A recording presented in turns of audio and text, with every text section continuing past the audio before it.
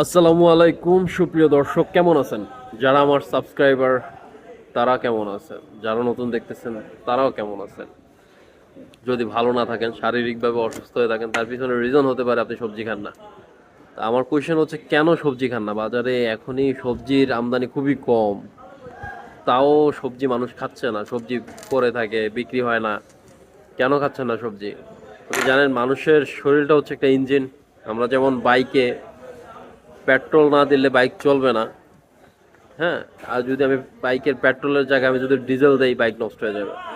ঠিক আপনি আপনার শরীরকে সবজি না দিয়ে আপনি দিচ্ছেন ফাস্ট ফুড, আপনি দিচ্ছেন ভাজা পোড়া, আপনার শরীর কিন্তু থাকবে না। ডায়াবেটিস, কোলেস্ট্রল, হার্ট অ্যাটাক, হ্যাঁ, উচ্চ রক্তচাপ, নানান রকমের অ্যাজমা মানে সব শুরু হয়ে যাবে, বিকজ অফ আপনি সবজি খান না।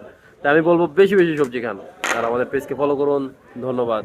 নতুন হয়ে থাকলে সাবস্ক্রাইব করে সাথে থাকবেন। আসসালামু আলাইকুম।